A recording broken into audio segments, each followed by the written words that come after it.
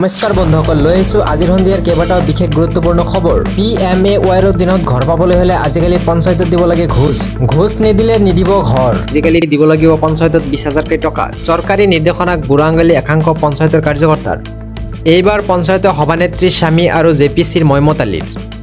পঞ্চায়তৰ সভানেত্ৰীৰ স্বামীক ধন নিদিলে নাপাব PMAYৰ ঘৰ। PMAYৰ ঘৰৰ নামত 20,000 টকা দাবীৰ অভিযোগ। ৰহিমা খাতুন নামৰ এগৰাকী দৰিদ্ৰ মহিলাই লাভ কৰিছিল PMAYৰ ঘৰ।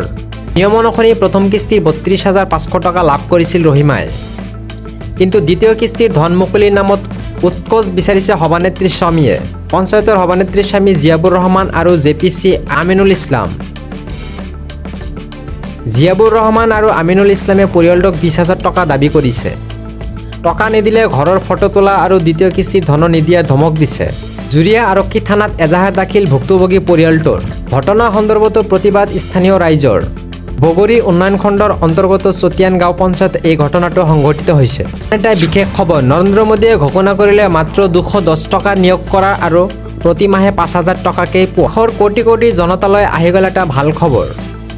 মোদী চৰকাৰে আনিলে বাম্পাৰ লোভনীয় আঁচনি এটা।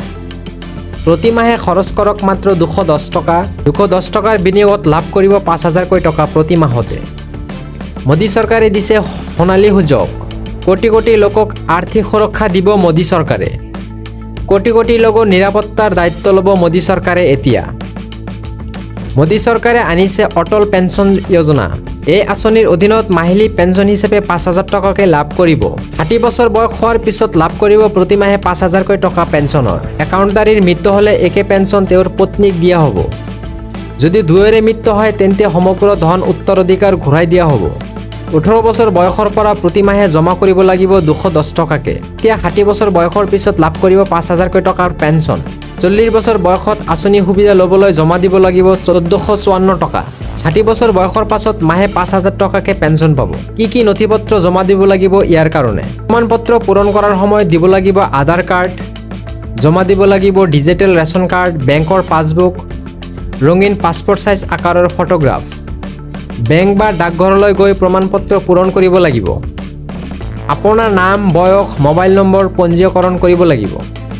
চৰকাৰী পৰিচয় পত্ৰ, সবিশেষ আৰু হিতাধিকাৰ তথ্য উল্লেখ কৰিব লাগিব। ইয়াৰ পাছত বেংকে আপোনাক এটা স্থায়ী পেঞ্চন একাউণ্ট নম্বৰ দিব। তাত প্ৰতি মাহে সঠিক সময় টকাখিনি পাব। আন এটা বিশেষ খবৰ, বাংলাদেশলৈ ঘূৰি আহিব শ্বেখ হাছিনা। বাংলাদেশলৈ উভতি যাবৰ বাবে সাজু শ্বেখ হাছিনা। মোৰ মৃত্যুৰ প্ৰতি ভয় নাই। 1975 চনত মই সকলোকে হেৰুৱাই পেলাইছোঁ। দেশৰ অস্থিৰ সময়ত মই তাত থকা প্ৰয়োজন। এই বৰ্ষতে নিজ দেশলৈ যাবৰ বাবে সাজু হৈছে হাছিনাই। বাংলাদেশলৈ ঘূৰি যাব শ্বেখ হাছিনা।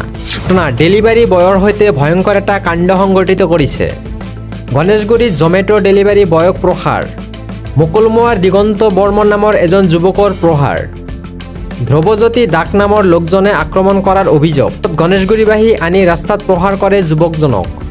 নিশা দেৰি হোৱাৰ বাবে দ্বিতীয় মহলাত ডেলিভাৰী দিবলৈ নাযাওঁ বুলি কৈছিল এই যুৱকজনে।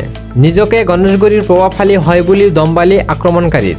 আন এটা ডাঙৰ খবৰ, ই ৰিক্সা চালক চাবেত আলীৰ কুকাণ্ড। হিন্দু বোৱাৰীক দিছিল অসৎ ইংগিত। ই ৰিক্সা চালক চাবেত আলীৰ কুকাণ্ডসমূহ হিন্দু বোৱাৰীক দিছিল অসৎ ইংগিত। ধুবুৰীৰ গৌৰীপুৰত সংঘটিত হৈছে এই ভয়ংকৰ এটা ঘটনা। ই ৰিক্সাত উঠাই মহিলাগৰাকীক ফুচলাই লৈ যোৱাৰ অপচেষ্টা চলাইছিল। বজৰং দলে কাৰায়ত্ব কৰি চাবেত আলীক ঘটালে আৰক্ষীক। বালাজান আৰক্ষীয়ে অব্যাহত ৰাখিছে জেৰা। এপ'ল' এক্সেল কেয়াৰ হাস্পতালখন ভূমি জালিয়াতি কৰি প্ৰতিষ্ঠাত কৰিছে। মহানগৰী এপ'ল' এক্সেল কেয়াৰ হাস্পতাল ভুৱা নথি পত্ৰ প্ৰতিষ্ঠাৰ অভিযোগ।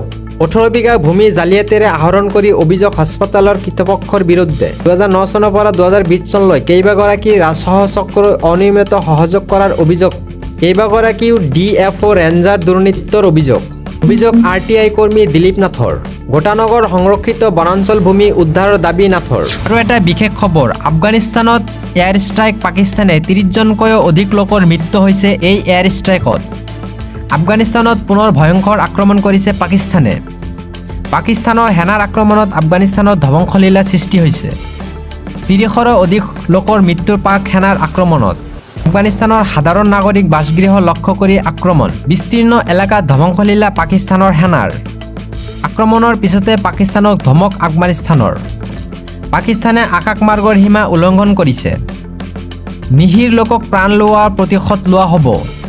তালিবানে ভয়ংকৰ প্ৰত্যাক্ৰমণৰ ধমক দিছে পাকিস্তানক। পাকিস্তানৰ আক্ৰমণত ৩৫ জনৰ মৃত্যু আৰু ১০০ৰো অধিক লোক আহত।